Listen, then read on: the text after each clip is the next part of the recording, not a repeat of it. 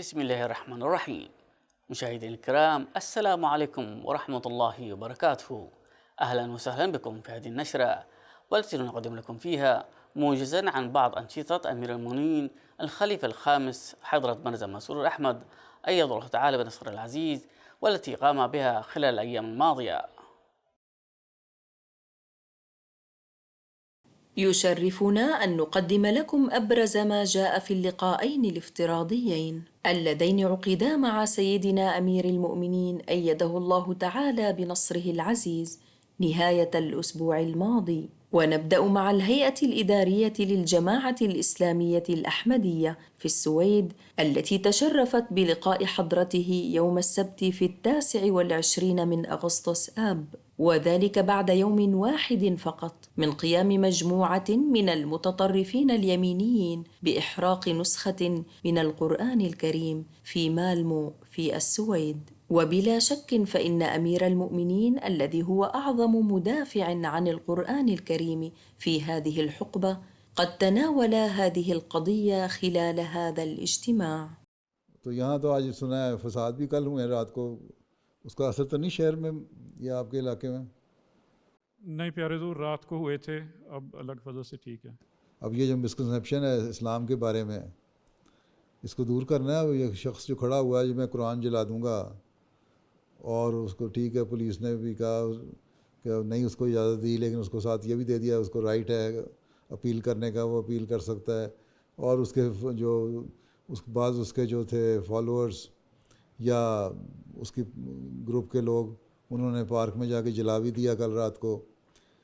تو یہ کیوں ہو رہا ہے؟ اس لیے کہ ان کو پتہ ہی نہیں کہ اسلام کی تعلیم کیا ہے، قرآن کریم کی تعلیم کیا ہے، اور اس لیے کہ مسلمانوں کے جو دہشت گرد عمل ہیں وہ ان کو یہی بتاتے ہیں کہ ہاں یہ شاید قرآن میں ہی ہوگا۔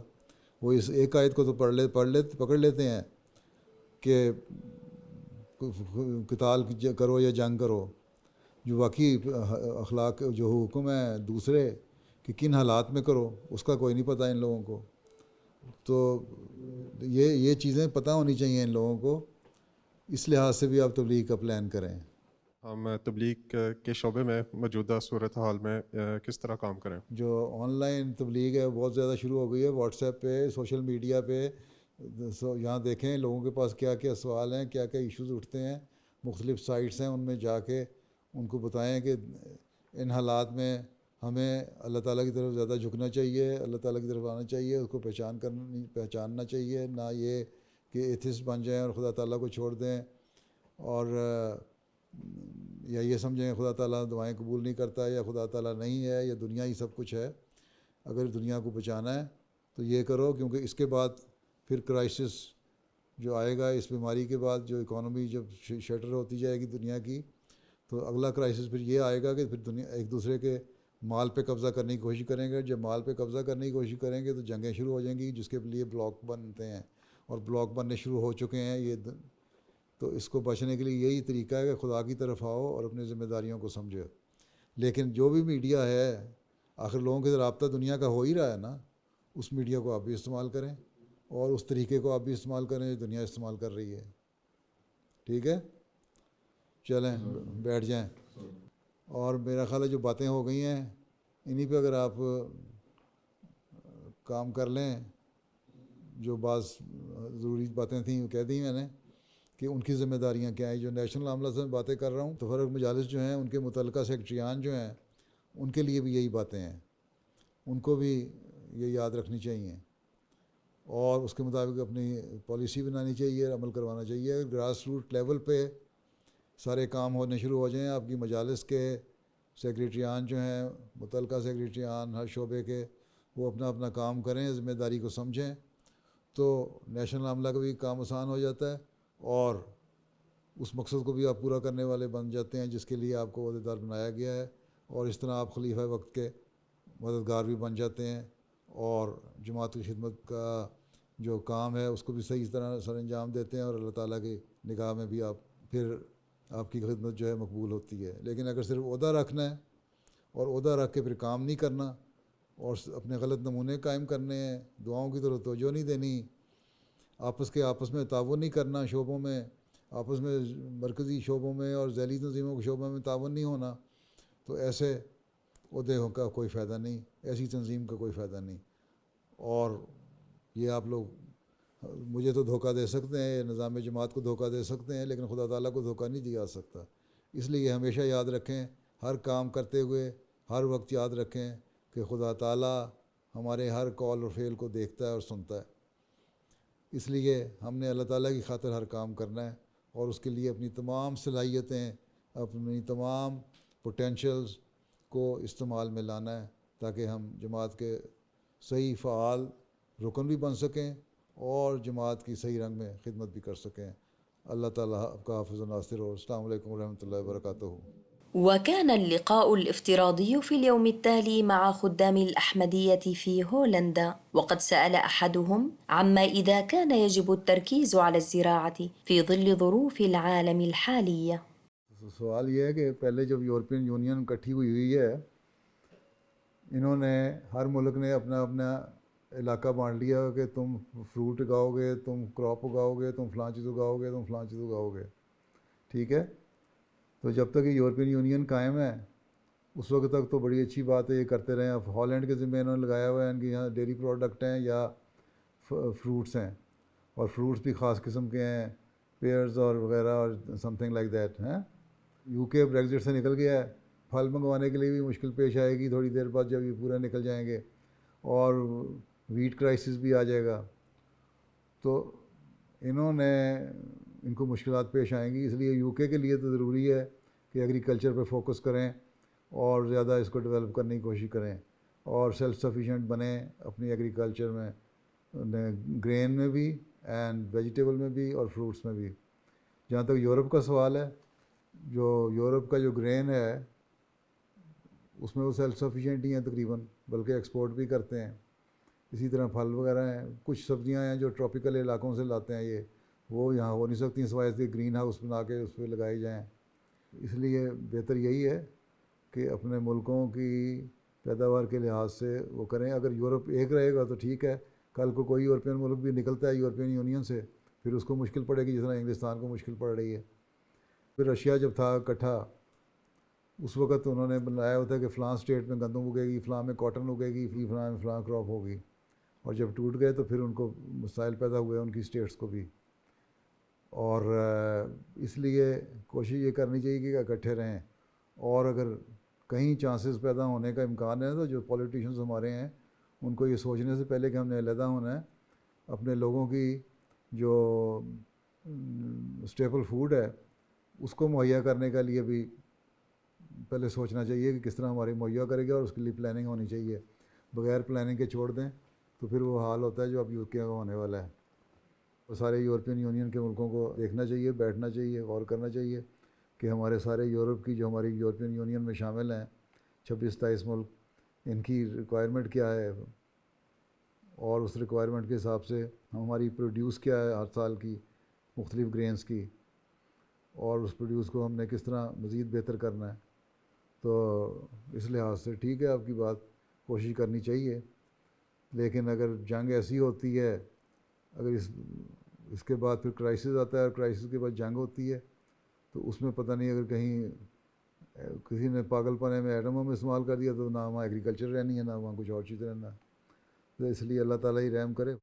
وسأل شخص آخر عما إذا كان بإمكان أمير المؤمنين مشاركة ذكرى خاصة من أيام شبابه.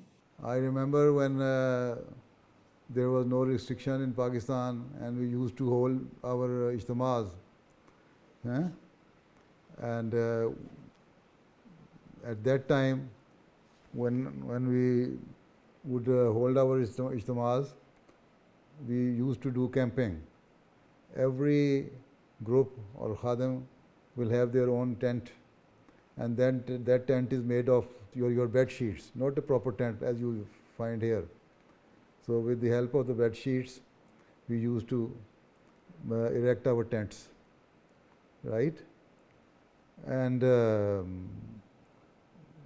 that was very special moment. Everyone was very much excited from very childhood. Even when we were atfal, we used to erect our tents. So we will know that now we have 3 days camping here, and we shall live in that premises where Ijtima is going to be held, and we used to live there. Ijtima was, the premises was also there, Ijtima Gah, and that was a very excited moment when every year we would wait for Ijtima so that we can do camping outside and enjoy our Ijtima. That was one of the moments which I liked very much. وكان من بين المواضيع التي أثيرت ما هي أفضل طريقة لتوجيه الأبناء إلى الله سبحانه وتعالى.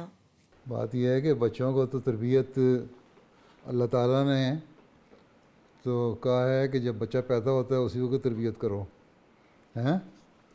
اسی لیے ہم اسلام میں یہ رائج ہے اور یہ سنت ہے. آن صلی یہ فرمایا کرتے تھے اور پھر ہم کرتے بھی اسی بات پہ ہیں کہ جب بچہ پیدا ہوتا ہے تو اس کے دائیں کان میں اذان دیتے ہیں اور بائیں کان میں تکبیر پڑھتے ہیں، ٹھیک ہے، اس لیے کہ اللہ تعالیٰ کا نام اس کے کان میں پڑھے، ٹھیک ہے، اور توحید پہ وہ قائم ہو. تو بچپن سے جو تربیت ہے وہ تو اللہ تعالیٰ نے کہا پہلے دن سے شروع کر دو. یہ نہ دیکھو کہ بچہ چھوٹا ہے اس کو سمجھ نہیں آئے گی. بچہ چھوٹا ہے اس کو بتاؤ، کوئی چیز تم دیتے ہو تو تم کہو کہ یہ تمہیں اللہ تعالیٰ نے دی ہے، اللہ تعالیٰ نے تمہارا انتظام کیا، اللہ تعالیٰ نے میرے دل میں ڈالا، اللہ تعالیٰ نے مجھے سہولت مہیا کی، ہم نے توحید کو قائم کرنا ہے. اس لیے پہلی بات تو یہ ان کو اللہ تعالیٰ پہ ایمان پیدا کرو کہ جو چیز وہ حاصل کرتے ہیں وہ اللہ تعالیٰ ان کو کے لیے ان کا انتظام کرتا ہے، ٹھیک ہے. اس طرح اللہ تعالیٰ میں آہستہ آہستہ یقین بڑھنا شروع ہوگا. پھر بتاؤ کہ جب اللہ تعالیٰ ہمیں چیزیں دیتا ہے تو ہم نے اللہ تعالیٰ کا شکر بھی ادا کرنا ہے. پھر اسی لیے کہو کہ تم ابھی چھوٹے ہو، تمہیں پتہ نہیں، تم خود دعا کیا کرو اللہ میاں سے کہ اللہ تعالیٰ ہمیں اسی طرح انعامات دیتا رہے، ہمیں فضل کرتا رہے ہمارے پہ. اور ہم بڑے ہو گئے ہیں اس لیے ہمیں کچھ تھوڑا سا پتہ لگ گیا ہے، اس لیے ہم اللہ تعالیٰ کے حضور جھکتے ہیں، نماز پڑھتے ہیں. جب تم بڑے ہو گئے تم بھی نماز پڑھنے شروع کر دو گے. پھر جب بچہ 7 سال کا ہوتا ہے تو یہی آنسر نے فرمایا کہ اس کو بتاؤ کہ تم نے نماز پڑھنی ہے، نماز فرض ہے. اور ایسا اس کو 2 یا 3 یا 4 جتنی نمازیں بچہ پڑھ سکتا ہے نا پڑھتا رہے. اور جب 10 سال کا ہو جائے میچور دماغ ہو جاتا ہے اس وقت، پھر اس کو نماز پڑھنے کی طرف عادت ڈال دو. تو یہ شروع کی جو تربیت ہے وہی ہے جو بچے کو آخر تک کام دیتی ہے. اور قرآن کریم بھی بچہ پڑھتا ہے پھر اس کو، لیکن اتنا سٹریس بھی نہ بچے پہ ڈالو کہ 3 سال کی عمر میں قرآن کریم پڑھانا شروع کر دو، 4 سال کی عمر میں وہ تھک جائے، اور جب 11 سال کی عمر کا ہو تو باہر کے ماحول میں جائے اور آزادی اس کو حاصل ہونا شروع ہو جائے. ایک درمیانہ روی اختیار کرو، بچے کو سمجھاؤ، اللہ تعالیٰ کی ذات پہ ایمان دلواؤ، اسلام کی سچائی کا ثبوت دو. اس زمانے میں مسیح موعود کو بھیجا دین کی سچائی کے لیے، قائم کرنے کے لیے، اس کی باتیں بتاؤ. انٹرسٹ پیدا کرو چھوٹی چھوٹی کہانیاں سنا کر، چھوٹے چھوٹے صحابہ کے واقعات سنا کر، نبیوں کے واقعات سنا کر، اللہ تعالیٰ کے جو فضل ہوئے ہیں لوگوں پہ ان کی کہانیاں سنا کے، جو تم پہ فضل ہوئے ہیں اس کی کہانی سنا کے. تو اس طرح ایک محبت پیدا کی جاتی ہے. ایک نیک نیتی سے ماں باپ توجہ سے کرتے رہیں، بچوں کو سمجھاتے رہیں، دین کی طرف لاتے رہیں، تو پھر دین سے وہ اٹیچ ہو جائیں گے. پھر خدا تعالیٰ کی طرف رجحان بھی آئے گا، پھر نمازوں کی طرف توجہ بھی ہوگی. لیکن یہ کہہ دینا نہیں بچے کو چھوڑ دو، بڑا ہوئے گا تو آپ پہ ٹھیک ہو جائے گا پنجابیوں کی طرح، یہ نہیں کام چلے گا. اللہ تعالیٰ نے تو ہمیں سبق دیا کہ پہلے دن سے تربیت کرو، اس لیے بڑا ہو کے ٹھیک ہو جائے گا والی بات کوئی نہیں ہے. بچے کی تربیت ساتھ ساتھ کرو اس کی عمر کے لحاظ سے، اور اپنے نمونے دکھاؤ. ٹھیک ہے، سمجھ آ گئی کہ نہیں؟ چلو پھر بیٹھ جائیں، سمجھ آ گئی تو. حضور میرا سوال ہے، ایک خادم کو کون سے کام کم از کم روزانہ کرنے چاہیے؟ ایک خادم کو کم از کم روزانہ 5 نمازیں وقت پہ پڑھ لینی چاہیے. ٹھیک ہے، فجر کی نماز فجر کے وقت اٹھ کے پڑھو، اور اگر قریب نماز سینٹر یا مسجد ہے تو وہاں باجماعت جا کے پڑھو. اور کام پہ جانے کے بعد مغرب اور عشاء کی نمازیں بھی نماز سینٹر میں پڑھیں، اور کام پہ ظہر عصر کی نمازیں بھی پڑھیں. اپنی 5 نمازوں کو پہ پابندی کر لیں، کیونکہ یہ بنیادی حکم ہے. ٹھیک ہے، اس کے یہ تو روزانہ کام ہے، یہ کام کر لیں گے، اور اس لیے نماز پڑھیں گے، ٹکریں نہیں مارنی، اس لیے نماز پڑھیں گے کہ اللہ تعالیٰ کا حکم ہے اور میں نے اس لیے نماز پڑھنی ہے، تو پھر جو باقی اخلاق ہیں وہ بھی پیدا ہو جائیں گے ہیں۔ جب آپ اللہ تعالیٰ سے نماز پڑھتے ہوئے اہدنا الصراط المستقیم کی دعا کریں گے تو یہ دعا جب دل سے نکلے گی تو وہ یہ ہوگی کہ اللہ تعالیٰ آپ کو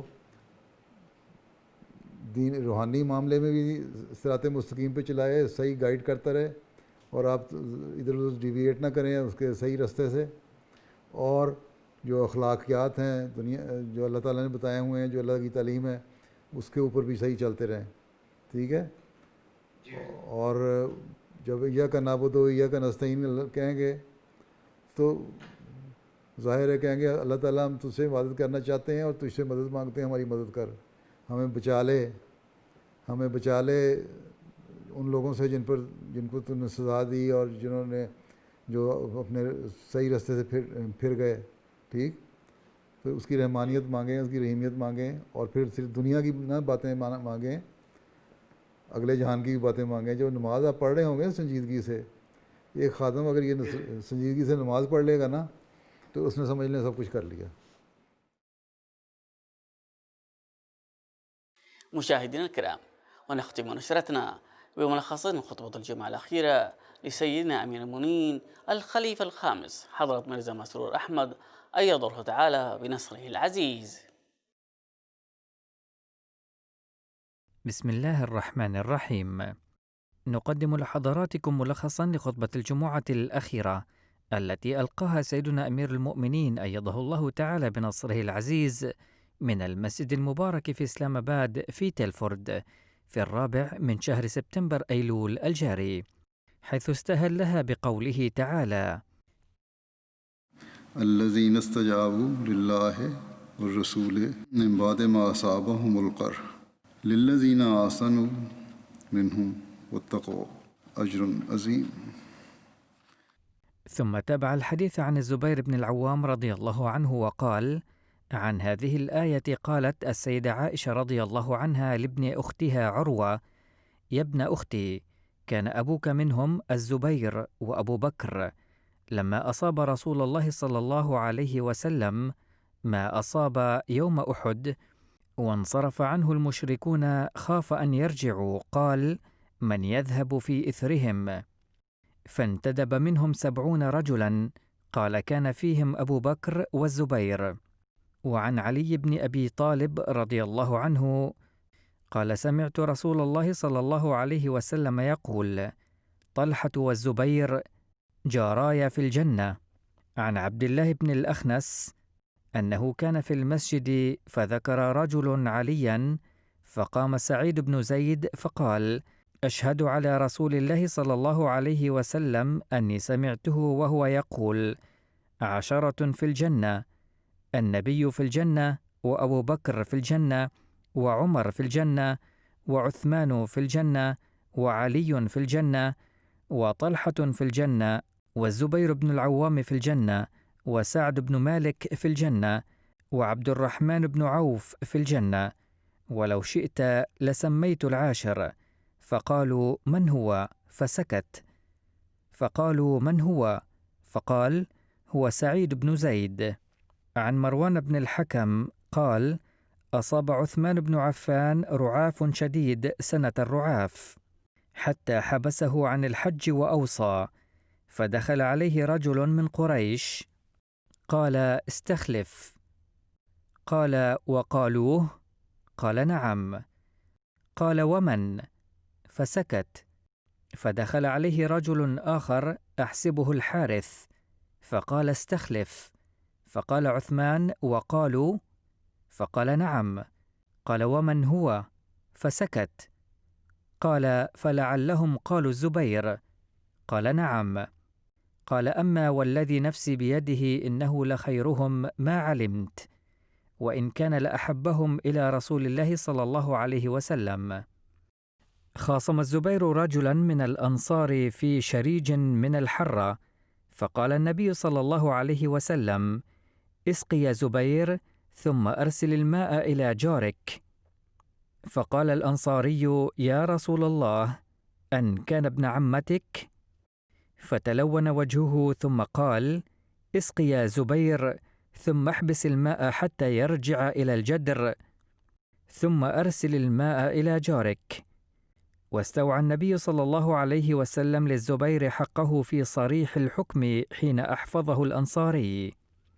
كان أشار عليهما بأمر لهما فيه سعة. قال الزبير: فما أحسب هذه الآيات إلا نزلت في ذلك، فلا وربك لا يؤمنون حتى يحكموك فيما شجر بينهم. عن عبد الله بن الزبير عن أبيه رضي الله عنهما قال: لما نزل قوله تعالى: ثم إنكم يوم القيامة عند ربكم تختصمون، قال الزبير: يا رسول الله، أتكرر علينا الخصومة بعد الذي كان بيننا في الدنيا؟ قال: نعم. وعن عبد الله بن الزبير بن العوام عن أبيه رضي الله عنهما قال: لما نزلت: ثم لتسألن يومئذ عن النعيم، قال الزبير: يا رسول الله، فأي النعيم نسأل عنه؟ وإنما هما الأسودان، التمر والماء. قال: أما إنه سيكون.